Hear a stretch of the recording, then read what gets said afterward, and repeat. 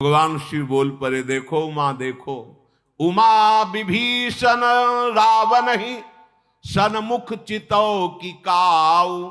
आज तक कभी रावण की नेत्र में नेत्र मिलाने की सामर्थ्य विभीषण में नहीं रही। मारपीट और कड़ुआ बोलने की तो बात, जब लात भी मारी थी तब यही कहा था, तुम पे तो सरेस भले, नेत्र नीचे करके। उमा आज तक आंख नहीं मिलाने की हिम्मत थी, आज वही विभीषण ललकार ललकार करके रावण को मार रहा है। ये देखो राम का प्रताप। रावण को लग रहा है कि साक्षात काल ही विभीषण के रूप में हमसे युद्ध कर रहा है। ये भगवान का प्रभाव। विभीषण जी को युद्ध करते देखकर हनुमान जी ने विभीषण जी से कहा, आप हटो, और विशाल पर्वत लेकर उस पर प्रहार किया। रथ घोड़े सारथी संहार कर डाला और लात मारी छाती पर रावण की। रावण कंपायमान होने लगा, कांपने लगा। विभीषण जी भगवान श्री राम के पास गए, ललकार ललकार कर हनुमान जी उस पर प्रहार कर रहे हैं। जब हनुमान जी ने देखा इसकी मूर्छा दूर हुई तो आकाश की तरफ उड़ने लगे, पूंछ पकड़ ली। हनुमान जी उसको साथ लिए ऊपर उड़ रहे। फिर आकाश में ही वो माया से युक्त होकर हनुमान जी से युद्ध कर रहा है। छल बल करके बहुत उपाय किए पर हनुमान जी को परास्त कर नहीं पा रहा। श्री रघुवीर जी का स्मरण करके ललकार करके रावण को हनुमान जी पीट रहे, फिर पृथ्वी पर पटक दिया। रघुवीर जी ने बानरों से कहा, डरना मत इससे, अब चाहे जितनी प्रबल माया प्रकट करे तुम डरना नहीं। अदृश्य हो गया रावण, फिर अनेकों रूप धारण कर लिए। जितने रीछ बानर उतने रावण पास। पहले प्रभु ने कहा था डरना नहीं, चारों ओर रावण ही रावण, अपरिमित रावण, गिने नहीं जा सकते। भालू बानर अंदर से घबरा गए। लक्ष्मण जी, रघुनाथ जी, ये देखो रावण ही रावण आसपास है, दसों दिशाओं में करोड़ों अरबों रावण घोर गर्जना करते हुए। देवता भी डर रहे हैं, जय की आशा छोड़ दी। एक रावण ने तो त्रिभुवन को रुला दिया था, तो करोड़ों अरबों रावण प्रकट हो गए। जो प्रभु की महिमा जानते थे वो थोड़ा गंभीर हैं कि इसकी माया चलेगी नहीं। कौशलपति श्री राम जी हंस करके सारंग धनुष पर बाण चढ़ाया और सब मायावी बने हुए राक्षसों को नष्ट कर दिया। एक क्षण में माया नष्ट हुई, फिर रावण अकेला। श्री रघुनाथ जी ने, जो बानर भयभीत हो रहे थे, भुजा उठाकर कहा, लौटो, डरो मत। हाँ, ऐसे ही श्री रघुनाथ जी ने बल प्रदान किया। रीछ बानर दौड़ रहे हैं। रघुपति जी फिर वही शीश भुजा उसके बार बार काट रहे हैं। ये सूचना सियाजू को मिली कि मारे ही नहीं मर रहा है, बार बार शीश भुजा काटने पर भी। सीता जी के हृदय में बड़ा भारी विषाद प्रकट हुआ, मुख उदास हो गया, भारी चिंता उत्पन्न हो गई। त्रिजटा से बोली, माता ये मर क्यों नहीं रहा है रावण, ये कैसे मरेगा? रघुनाथ जी के अमोघ बाण उसके सर काट रहे हैं, भुजा काट रहे हैं, ये विपरीत बात कैसी हो रही? भगवान का अमोघ बाण है, मर क्यों नहीं रहा है? इसको तो मर जाना चाहिए। मेरा दुर्भाग्य ही शायद उसको जिला रहा है। मुझे भगवान के चरणों से अलग जिस भाग्य ने किया वही भाग्य उसे जिला रहा है। बहुविधि कर बिलाप जान की, करि करि सुरति कृपा निधान की। कह त्रिजटा सुनु राजकुमारी, उरसर लागत मरई सुरारी। जानकी जी रुदन करने लगी, हे नाथ, आपके चरणों से अभी कितने पल विमुख रहना पड़ेगा, एक एक पल यहां कल्पों के समान व्यतीत हो रहा है। त्रिजटा ने कहा, राजकुमारी दुखी मत हो, मारा जाएगा रावण, जब उसके हृदय में बाण मारा जाएगा तब मारा जाएगा। तो प्रभु हृदय में बाण क्यों नहीं मार रहे? जानकी जी ने कहा, प्रभु ताते उरहत न तेही, यही के हृदय बसत बैदेही। बहुत सुंदर बात कही त्रिजटादी ने। यही के हृदय बस जानकी उर मम बास है। मम उदर भुवन अनेक लागत, बान सब कर नास है। सुनि बचन हर्ष विषाद मन, अति देखी पुनि त्रिजटा कहा। अब मरिहि रिपु यही विधि सुनई, सुंदरी तजहि संशय महा। काटत सिर होई बिकल, छूट जाय तब ध्यान। तब रावण ही हृदय महु, मरि है राम सुजान। त्रिजटा जी ने कहा कि राजकुमारी, मरेगा रावण, चिंता मत करो। अभी प्रभु उसके हृदय में इसलिए बाण नहीं मार रहे कि वो निरंतर आपका ध्यान कर रहा है। प्रभु ताते उर हतैन तेही, यही के हृदय बसत बैदेही। आपको स्मरण होगा जब सीता जी का अपहरण कर रहा है तो सबसे पहले चरण वंदना की थी। सीता चरण बंदी सुख माना, आपके द्वारा ही मेरा उद्धार हो सकता है। और निरंतर उनके चरणों का चिंतन कर रहा है। त्रिजटा जी बोल रहे हैं कि यही के हृदय बसत बैदेही। भगवान इसीलिए हृदय में बाण नहीं मार रहे क्योंकि आप उसके ध्यान में बसी हुई हैं। वो यही सोच करके बार बार केवल सर और भुजा काट रहे हैं। इसके हृदय में जानकी है और जानकी के हृदय में मैं हूं, और मेरे उदर में अनेक ब्रह्मांड, यदि इस समय मारा तो पूरे ब्रह्मांड का नाश हो जाएगा। ये सीता जी ने कहा फिर कैसे कैसे? बोले आप चिंता न करें, बार बार सर काटने से, भुजा काटने से विकल हो जाएगा और आपका ध्यान छूट जाएगा। जहां ध्यान छूटेगा रघुनाथ जी इसके हृदय में बाण मारेंगे, बस उसी समय मर जाएगा। सीता जी को बहुत प्रकार से जब समझाया, धैर्य धारण किया, जानकी जी ने त्रिजटा अपने निवास को गई। श्री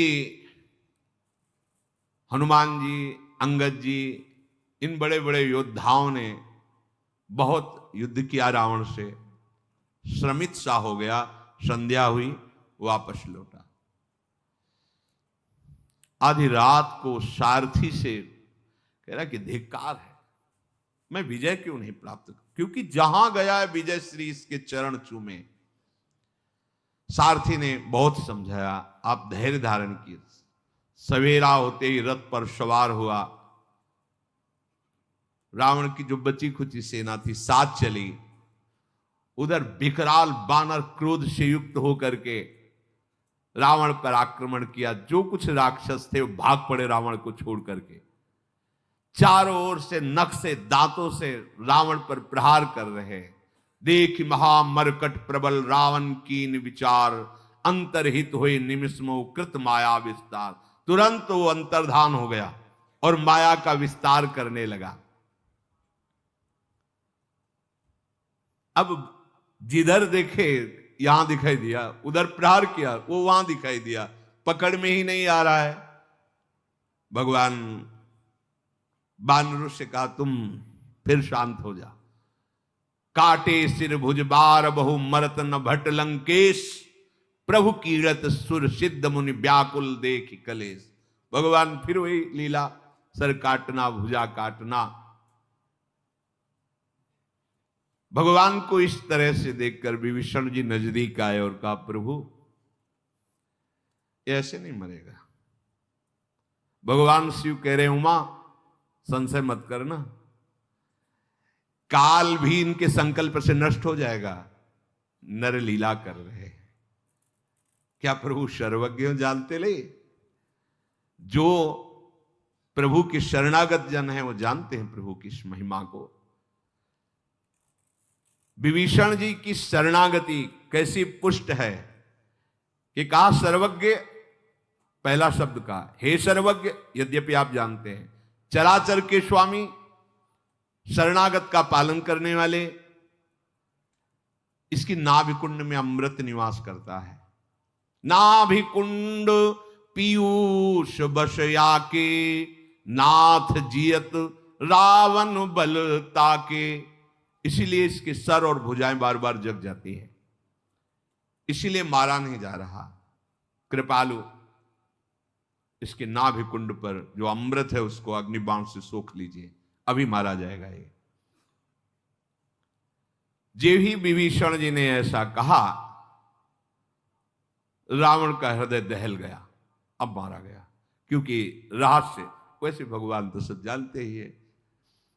दसों दिशाओं में अत्यंत दाह दिखाई देने लगा। रावण को लगा मानो दसों दिशाओं में आग लग गई। मंदोदरी का हृदय कंपायमान हो गया। भगवान खैच सरासन श्रवण लगी, छाड़े सर 31। अभी तक 30 चलाते थे, 20 भुजा 10 सिर, अब 31। रघुनायक सायक चले, मानहु काल फनीस। सायक एक नाभिसर शोषा, अपर लगे भुज सिर करी रोषा। ले सिर बाहु चले नाराचा, सिर भुजहीन रुंड मही नाचा। धरनि धसई धर धाव प्रचंडा, तब सरहति प्रभु कृत द्वि खंडा। भगवान ने 31 बाण संधान किए। सबसे पहला एक बाण जाकर नाभि में लगा, अमृत नष्ट हो गया, सूख गया। 20 भुजाओं को काट दिया, 10 सिरों को काट दिया, 31 बाण। अब जो रावण का धड़ है, पृथ्वी धसने लगी ऐसा, उसके भी 2 खंड करके काट के गिरा दिए। जब रावण के सर कट रहे थे तो क्या बोल रहा था? गरजेऊ मरत घोर रवो भारी, कहां राम रन हतों पचारी। कहां राम है, कहां राम है, कहां राम है। रावण के गिरते ही समुद्र, नदियां, दिशाओं के हाथी, पर्वत सब क्षुब्ध हो गए। रावण धड़ जो 2 भागों में गिरा, सैकड़ों बानरों और भालुओं को पीस डाला। भगवान ने ये जो आखिरी 31 बाण चलाए थे, एक बाण तो नाभि के अमृत को सोखा, और जो 30 बाण थे वो भुजा और सर को लेके मंदोदरी के सामने पहुंचा दिया। मंदोदरी आगे भुज शीशा, धरि सर चले जहां जग। भगवान के बाण वापस आकर तूड़ीर में विराजमान हो गए। सबके देखते देखते आश्चर्य हुआ। रावण के शरीर से एक दिव्य तेज प्रकट हुआ और वो भगवान के श्रीअंग में विलीन हो गया। उस समय भगवान शंकर, ब्रह्मा जी, समस्त देवता भगवान पर पुष्पों की वर्षा करें। प्रबल भुज दंडधारी भगवान श्री राम की जय, ऐसी जय जयकार हो रही है। सब पुष्प बरसाते हैं, कृपालु मुकुंद की जय हो। हे कृपा के कंद, हे मोक्षदाता आपकी जय हो। हे समस्त द्वंद्वों का हरण करने वाले, हे शरणागतों को सुख देने वाले, दुष्टों के दल को विदीर्ण करने वाले प्रभु आपकी जय हो। देव दुंदुभियां बजने लगी। प्रभु श्री रामचंद्र जी ने कृपा दृष्टि से समस्त देवता ऋषि मुनियों को देखा। जो बानर भालू उपस्थित है, भगवान की जय जयकार करके गर्जना कर रहे हैं। मंदोदरी के सामने सिर और भुजा पहुंचे, मूर्छित हो गए। अपनी दासियों को जब सुध आई तो अपनी दासियों से कहा, ले चलो संग्राम भूमि में। वहां जब गई तो टुकड़े टुकड़े रावण के, धड़ के भी 2 टुकड़े, बाल खुले हुए हैं, रो रही है, संभाल नहीं, बार बार छाती पीट रही है। कहती, नाथ समझाया था आपको, तुम्हारे बल से पृथ्वी कांपती थी, अग्नि चंद्रमा सूर्य तुम्हारे सामने तेजहीन होकर हाथ जोड़कर खड़े रहते थे। प्रभु आज वही शरीर तुम्हारा धूल धूसरित पड़ा हुआ है। वरुण कुबेर इंद्र वायु कोई ऐसा देवता नहीं जो तुम्हारे सामने रण में टिक सके। स्वामी मैंने देखा यमराज भी हाथ जोड़कर आपसे बात करते थे। आज आप एक अनाथ की तरह, असमर्थ की तरह पड़े हुए हो। तुम्हारी प्रभुता जगत जानता है, लेकिन हाय तुम्हारे पुत्र और कुटुंबियों का भी विनाश हो गया।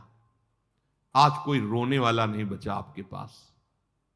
ऐसी दुर्दशा इसलिए हुई तुम्हारी कि तुम भगवान श्री राम से विमुख हुए। राम विमुख असहाल तुम्हारा, रहा न को कुल रोवनिहारा।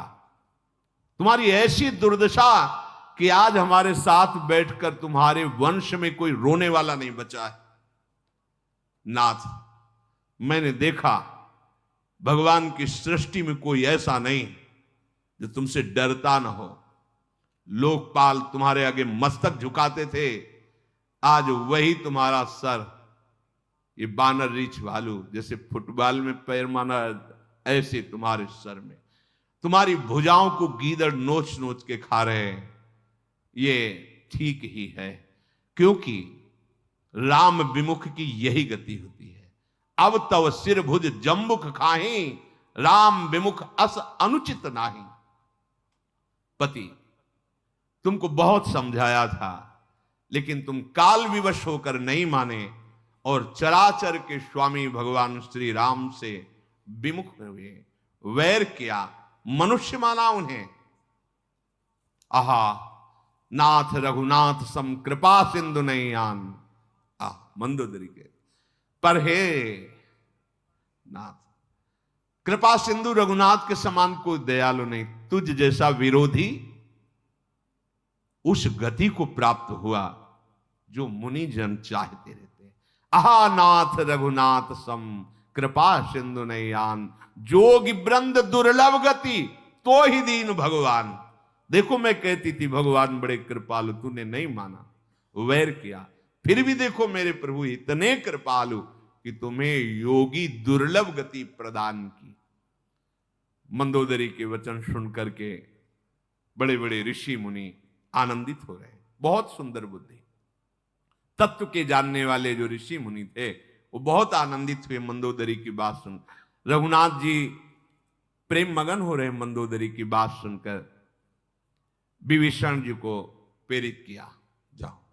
विभीषण जी नजदीक आए और समझा रहे हैं। प्रभु श्री राम जी ने लखन जी को आज्ञा की, जाओ कहीं विभीषण भ्रातृ प्रेम में आकर के समझाने में असमर्थ हो तो उनको तुम समझाओ। लक्ष्मण जी ने आकर बहुत प्रकार से विभीषण जी को भी समझाया और समझाया। प्रभु ने कृपा दृष्टि से सब की तरफ देखा। गंभीरता आई सबके हृदय में, विरह जो मंदोदरी आदि के हृदय में था। प्रभु ने कहा जाओ अंत्येष्टि संस्कार करो, जैसे एक सम्राट का होता है ऐसे रावण का। प्रभु की आज्ञा मानकर विभीषण जी ने विधि पूर्वक वैसे ही सब अंत्येष्टि क्रिया की। सबने मंदोदरी आदि ने रावण को जलांजलि तिलांजलि जो अर्पित की। फिर सब महल वापस गए। विभीषण जी ने सब क्रिया करके भगवान को पुनः नमस्कार किया।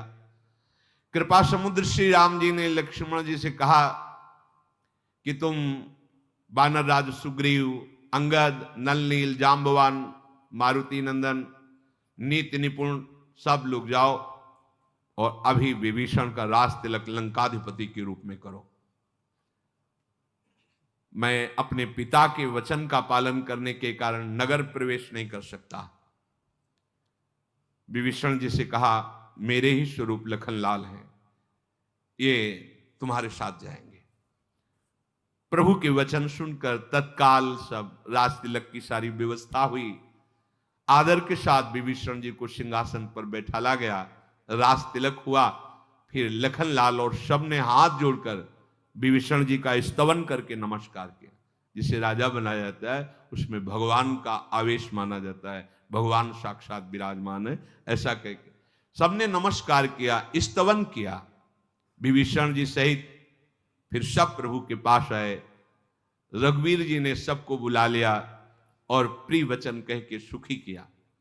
भगवान ने अमृत के समान वाणी कहकर सुखी किया कि समस्त सेना के जो बचे हुए ऋष वानर थे कि आपके बल से मारा गया रावण, ये जो विजय हुई ये सब आपके सहयोग से हुई, आपके बल से विभीषण को राज्य मिला।